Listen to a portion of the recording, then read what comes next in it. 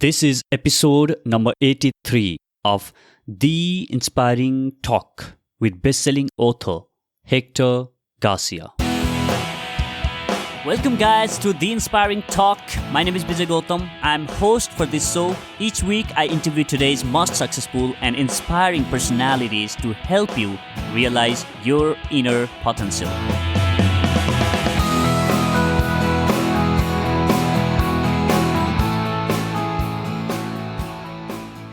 If you don't know this already, there's an island in Japan called Okinawa, where the number of people who live over 100 years is more than anywhere else in the world, particularly a rural town on the island called Ogimi has people with highest life expectancy in the world. In fact, this village has earned the nickname the Village of Longevity. On this episode, I'm super pumped to have Hector Garcia. Hector is author of one of the most popular international bestsellers, Ikigai The Japanese Secret to a Long and Happy Life. On this book, Hector has distilled what he has learned by spending time with people of Ogimi. Hector was born in Spain and has lived in Japan for over a decade now. He is the creator of popular blog about Japan and its culture, kirainet.com. Hector has authored 6 books including latest one, Ichigo Ichie, The Art of Making the Most of Every Moment, the Japanese Way. I invited Hector on the show to talk about his life and journey. On this episode, you will get to know the person behind the book that has inspired many people across the world. Let's jump straight in.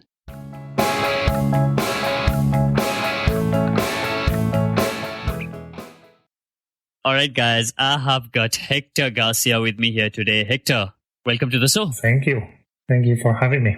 Thank you so much for being here. It's an absolute honor in having you here. The honor is mine always to have readers all around the world. Awesome, Hector. So I think the good place to start this conversation would be by talking about your background. So where do you come from and what's been your upbringing like? I'm originally from Spain. I was raised in a very countryside place. Not really countryside. It's like a little village next to the sea. So my first 18 years of life were very peaceful. My first time I lived in a big city was in Tokyo, when I moved to Tokyo.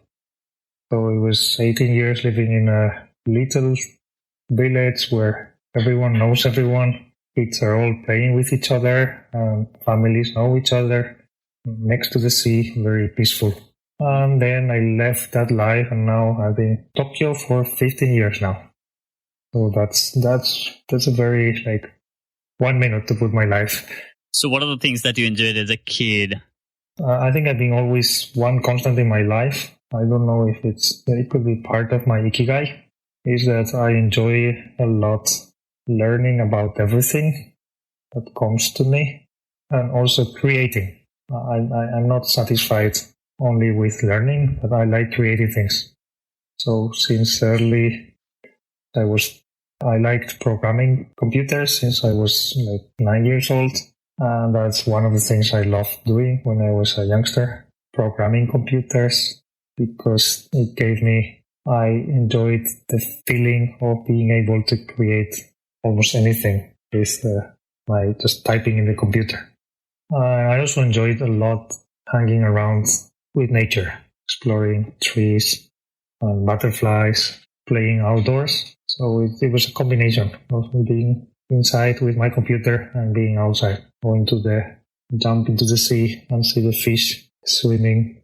So I liked exploring, I would say, and learning. I was always wondering about what I think as a kid we are all trying to figure out what also as adults, as human beings, trying to figure out what is it all this about. And now that I'm 38, I still don't know what is all this about.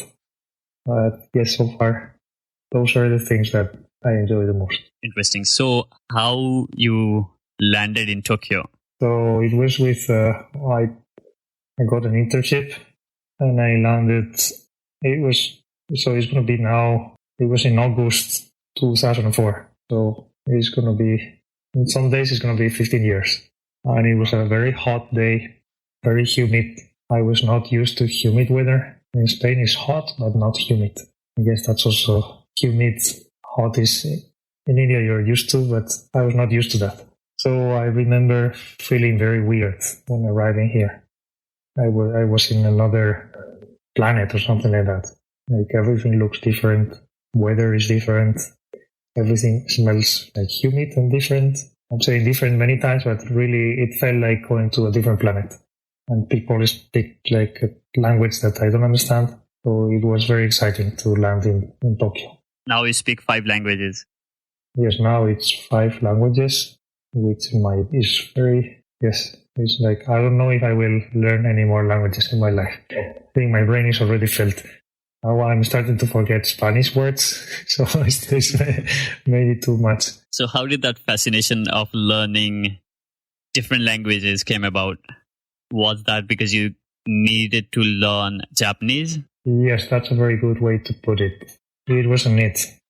I really believe, well, you can learn languages with lots of effort and just for fun. But if you want to learn, that's with effort and just for fun, I guess you can learn the basics. You have an idea. But if you want to read a novel or have a conversation it's easy. So for example, in Japanese, in 1 year, I could have a conversation with one person and read some basic Japanese. But if I were to be with 10 people talking Japanese with them like native, I would get lost. So to get to the level of being able to really be 100% confident in the language, it has to be a necessity to survive.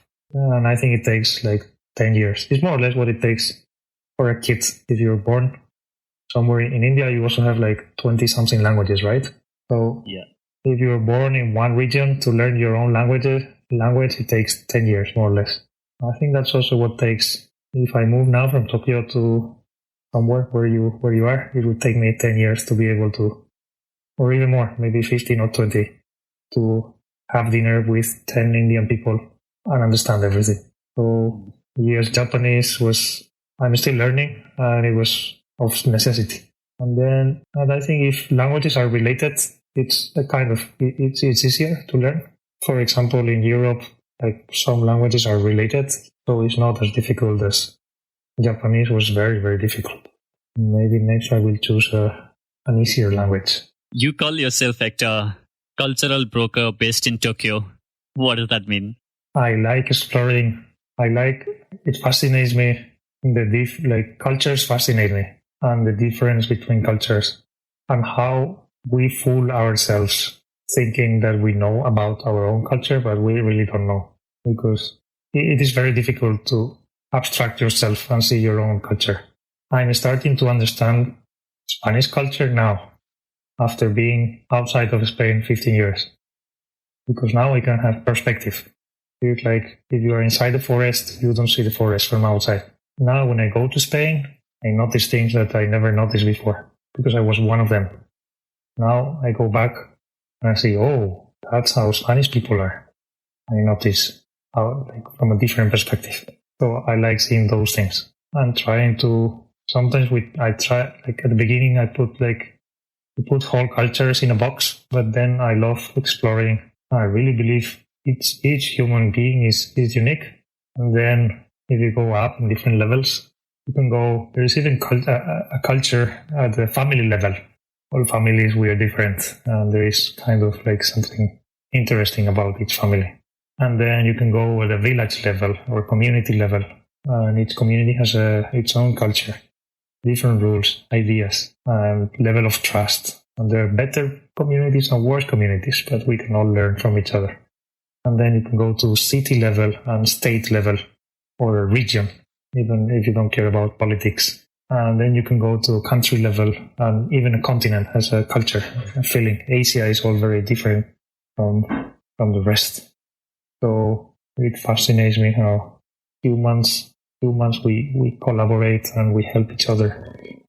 And these things that we call cultures emerge from it's kind of a bottom-up way of things happening, and how cultures help to bring human thought and history forward, which I think is the ultimate purpose of cultures, to bring humanity to higher levels of understanding. What are some of the interesting things that you have noticed about the Japanese culture? Japanese culture, I have written now, not only Ikigai, but I have written near 7 books about Japanese culture. So I could be hours talking, but there are many things. Which one of the main things that is different from, in fact, I have to learn more about Indian culture, so I can compare with Indian culture, but I'm going to compare with American culture. With I don't know if you know about American culture. It's very individualistic. Like you try to be the best, and you try to beat the others, and you become number one. If you're in a company, you work, and all the credit goes to you. It's me who achieved these goals. What happens with this American culture is that you have to achieve more. And there is a never-ending scale of achieving, and you have to let down some other people in that path to fall to like that what in the US called success. And Japanese people are very much more collectivist, which is all about thinking about the group. So you try not to give you credit to the individual, but you always work as collective, everyone together. And this has good things and also bad things. It's very good to keep peaceful environments, for example, in companies or teams. But when you want to go forward very fast, it's slower because you need agreement of many people. And I have the feeling Indian culture is a little bit collectivistic. Am I wrong or not? Individualistic, it's more of an individualistic, and I don't think it's pretty much like Japan in terms of a collective thing. It's more of individualistic. So that's one of the main things about Japan. So Hector, in 2011, you said that you lived the earthquake, tsunami, and nuclear disaster. So could you talk a bit more about that? So we had 2011, one of the strongest earthquakes in Japan's history was recorded, and it was near Fukushima. It's a prefecture north of Tokyo. Fortunately, nobody in Tokyo was injured, so I was in Tokyo. But it was very scary. It was I was in a skyscraper, so it moved so much that at some point I thought that was the end. But fortunately, it stopped in Tokyo. Unfortunately, more than 10,000 people died in Fukushima. I still have to reflect about the next week was very hard for everyone. I think everyone in Japan. It changed the perspective of everyone, especially everyone in Japan. And Tokyo felt the difference. All supplies in Tokyo in supermarkets disappeared. So you were wondering if this continues, we will not have food. And also we had the nuclear power explosions almost every day. So we didn't know if that was going to be worse or not. So it was a situation of fear, let's say. Unfortunately, it didn't go wrong in Tokyo. But this is also important for Japanese culture because there is always the danger that everything could be destroyed the next day. So it's a culture of like you have to live the moment, which I think that's also, if you are from the place where, like from Nepal, that's a cultural thing that Japan got from there, how to live in the present, which is like Buddhism is one of the basics of Buddhism, applied Buddhism, I would say. Like live in the present. Don't worry too much about the future. And for Japanese people, it's because there might not be future, so why worry? Which is a little bit negative, but it's true. And I think you have written an entire book on that, Ichigo Ichie. Yes. So that's my it's going to be in English in December. Oh, there are many books about that, so I don't know how it will go, but I put my heart to write it. Ichigo Ichie is a Japanese word, or it's an expression, which means, for example, I'm talking with you now, and this is a unique moment with you because it will never happen again in the same format. if we talk again in the future, it will be our second time. So it will be, second time is not the first time. Maybe we will be more relaxed. Or I don't know, maybe you'll be in Tokyo. Then it will be different. So we have to appreciate the uniqueness. It's like living in the moment by applying it to people. Because it's not, I think one of the things about, there is meditation and all those things, but I think it's a little bit lonely. You meditate alone, you live in the moment alone. Ichigo Ichie is about sharing the present with other people. That's the difference. Does it make sense? It's like being together with others and appreciating like unique moments with your friends, your family. Sometimes you are like, your mom is annoying or someone is annoying. You shouldn't be angry. You should appreciate it. But is it easy to get distracted or maybe, be either on our past or maybe think about your future? That maybe you have to teach me that. I don't know. We all get caught in the moment when something that's, I think every human being. I think the key is, so that there's no human being who can be always in the present. Maybe Buddha or something. Or I believe that it's just the main point is being aware of it. At the end of the day, have I been, or even, like, if you're getting yourself too stressed with something, like catch yourself. Oh, no, stop. So that ability. And sometimes if you're very stressed, it can be like 15 days, you're very busy with the project or something. And after 15 days, you are like, wow, I was not in the present even 1 minute. I was caught up. People who are better at being at the present, you get caught up maybe 1-2 hours into something and to like something annoying, but then you go back to the present. So I think one of the keys is to catch yourself when you are going to the past or to the present and say, okay, come to the past and the present. That's okay. So awareness, I think, is the first step. And for that, there are many practices. I don't really care which one do you choose. I think each person has its own. You can write a diary, you can meditate, you can do whatever exercise you love, you can do a hobby that you love. There are many things and I think one of that's connected with Ikigai. If you're doing something that you really love, like totally love, then time will, present will only exist. And that's a state of, in Ikigai book, I call it flow. So that's a state where you can be hours and you don't worry about future or past. You are just in the moment. Great. So Hector, how what fascinated you into writing? Because on your bio, you say, I write every day and I'll not stop until the day I die. So. Yes, I think it's, as a kid, I loved creating and programming computers. And now the older I become, I love more writing.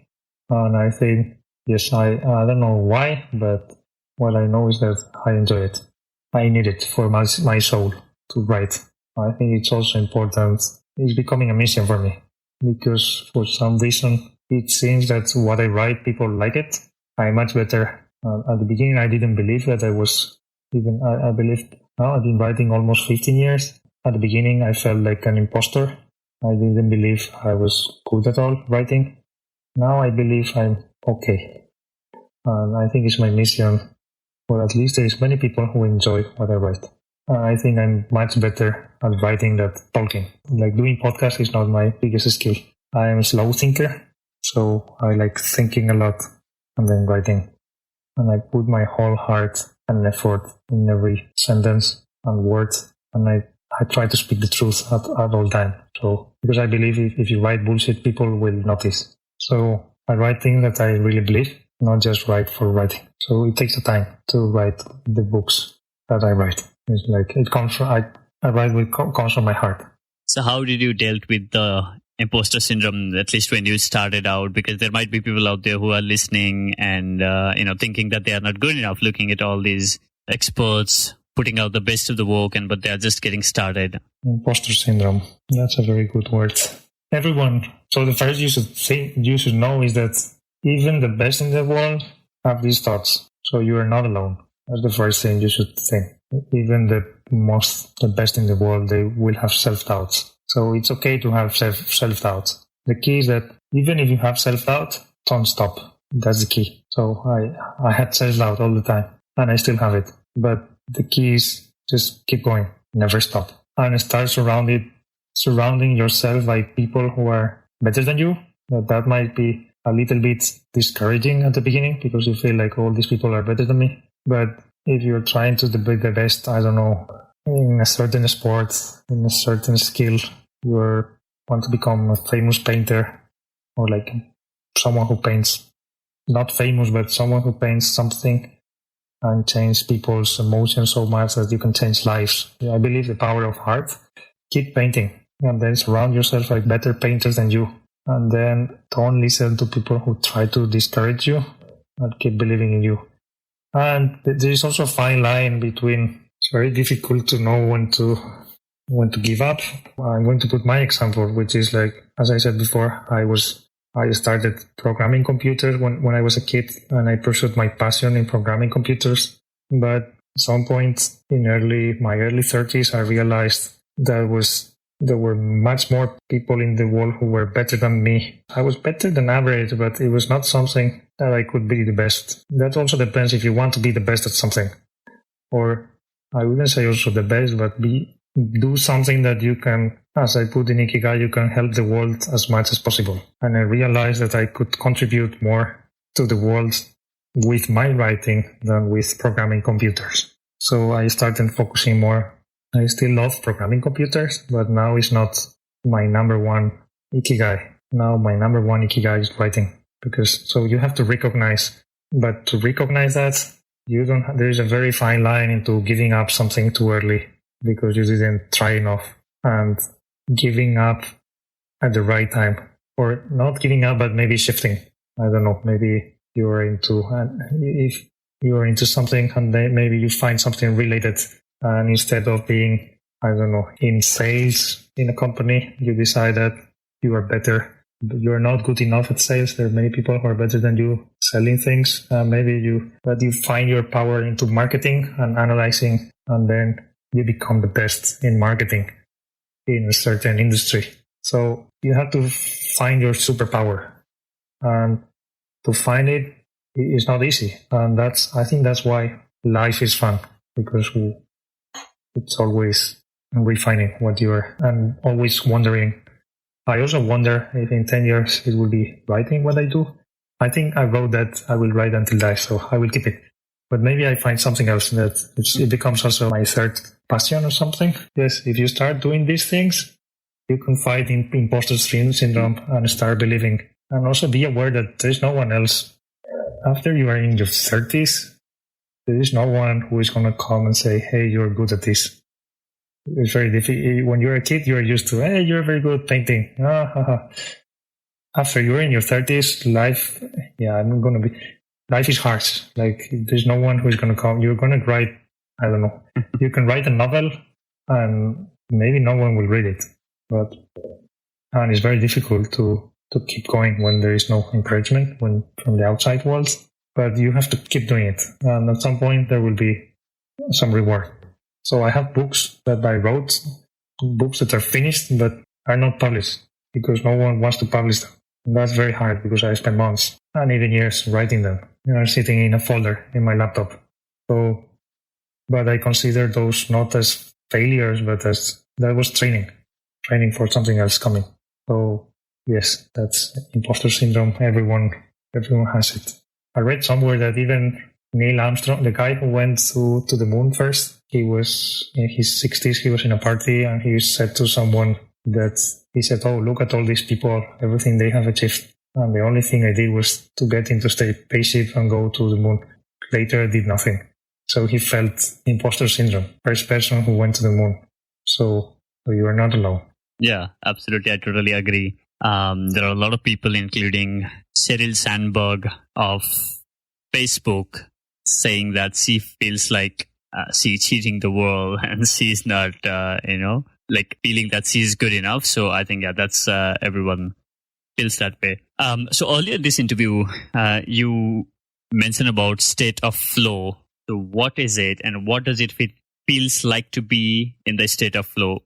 So the state of flow is, you cannot explain it with words, but I'm sure you've experienced it and all the listeners have experienced it, is when you are doing something and when you are so inside the task that you are doing that you forget about time passing. So you start doing some task, and after 3 hours, you notice that you didn't go to the toilet and you didn't have food. You forget about time passing. And those are moments the most beautiful in life. So those moments can be having fun with friends, or having fun reading a novel or a book that you love, or listening to music, or being in a concert, or working on a project that you are on, working with other people. You can enter these states in many ways, but the best rule to enter in this state is that you have to be doing something that is not very difficult and not very easy for you. If something is too easy, you get bored. If something is too difficult, you give up. So you have to find things which are more or less in the middle ground. When you find that, then those are good. So if you find that you're doing something and you get bored because it's too easy, that's not good for your flow. So you said, like, don't push yourself a lot into anxiety. Like, don't just push yourself too hard that you feel. Yes. So that's also, I struggle with that one. Yes. So that's difficult because there is always a fine line. But if you find yourself that you don't enjoy something, you give up after 10, 20 minutes, maybe you should lower the level to something easier level, let's say. It's too difficult. So you can start breaking down into tasks and make it more, you don't feel overwhelmed by something. So you have written a book, Ikigai, and which is fairly popular, best-selling book. So you talk about the Japanese secret of longevity. So would you like to share some of the secrets that you have included in the book, or maybe some others that you have identified after writing the book, the secret for longevity of Japanese? So one of the main secrets that, I don't know if it's a secret, but is Japanese don't really retire. That's something mysterious, that they keep doing things. They find a second job that is only 20 hours per week, or they have their own business, or they keep doing, like, almost working on their hobby. So the first secret is never retire and keep doing things, which research supports this. Research says that people who stop working in their 60s, the probability of you dying from some big illness goes high very, very fast. And then if you make it after your 60s, then you live a long life. So, and why is that? It's like, my belief is that if you stop doing what you love, your body and your mind, your biology notices it. And when your body, your mind, and your soul notice that you're not doing what you love anymore, your system says, why live anymore? So you die. This is not proven, but that's kind of the message of my book. Keep doing things. So to keep doing things, it's better to prepare before your mission until you are 60s to find things that you love so much that when you quit your job, or if you quit before when you're in your 50s and you dedicate your time to your passion or to your Ikigai or to your hobbies or whatever you want to call them, you love it so much that your body, your soul, and your mind will say, I cannot die, and you keep living until your 90s or 100. And that's Japanese people's main superpower, I think, which is shared among all Japanese, I think. So what are a few other things that you have found pretty fascinating about Japanese people? Japanese people, yeah, this is one, never retire. Another one is the one I told before, collectivism, and another one is their perseverance. And in Japanese, there is this word called gambaru, which means to put effort into something. I don't know how you say in Indian, but in Spain, we have this expression when to compare cultures. In Spain, if you are having a test in school or college or university, and for example, you come to me or I go to you and say, Bijay, tomorrow you are having mathematics exam at university. I say to you, good luck in the exam. And I say, bye-bye. Good luck. That's Spanish style.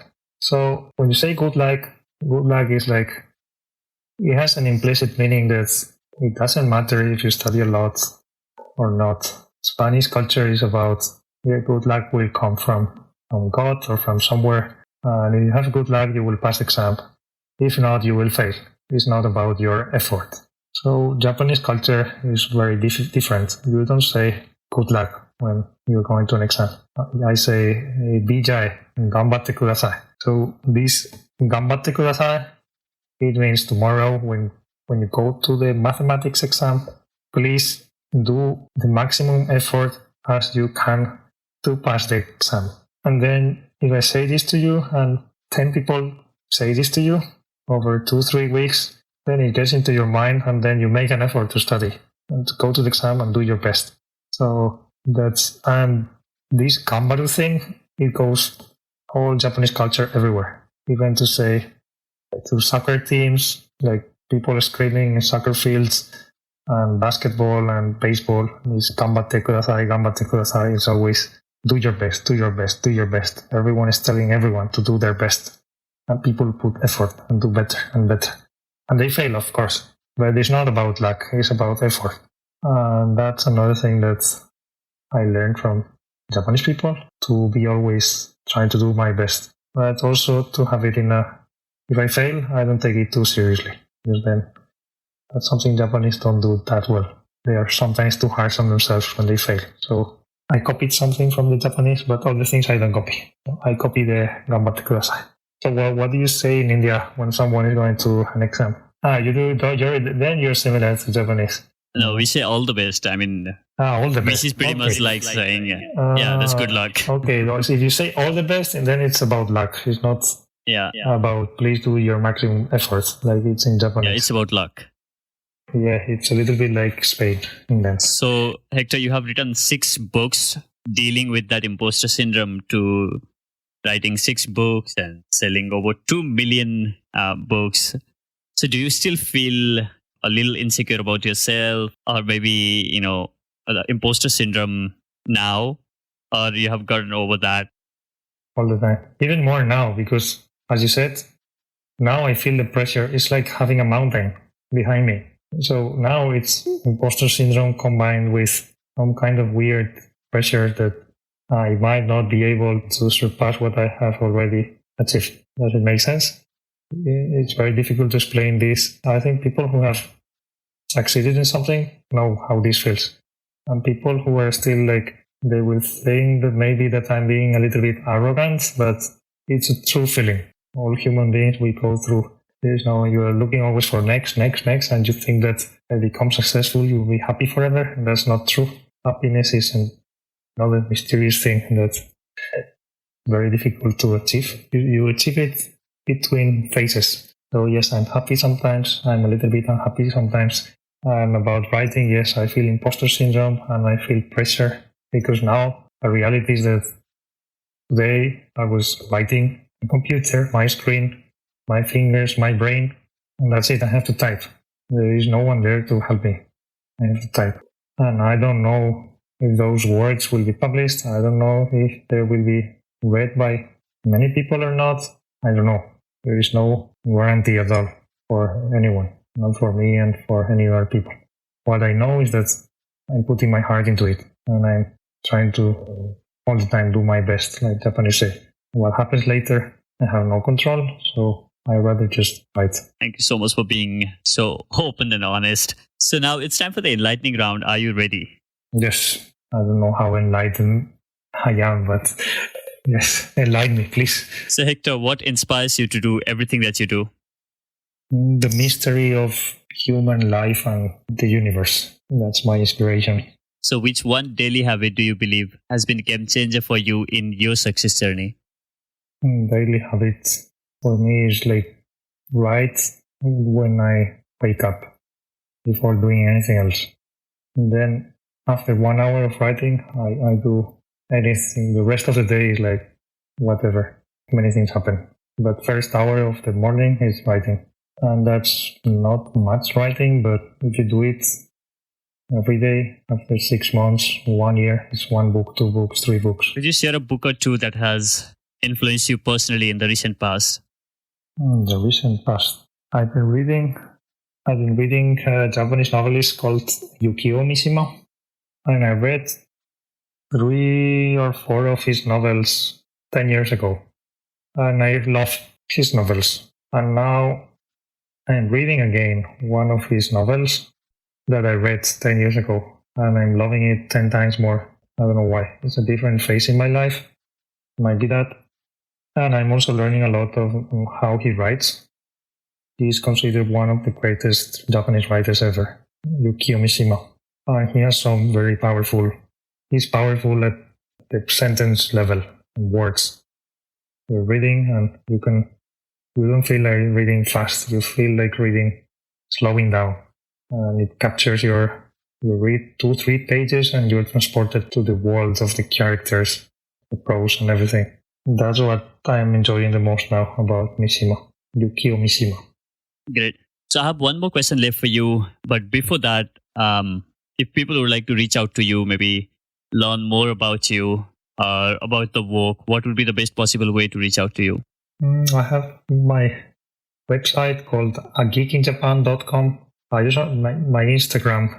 It's Ikigai book. That's the easiest. You can message these days. I think even if you have many followers, people are very. How would I say? They are very quiet. They don't message each other. So if you message me, I will probably reply you.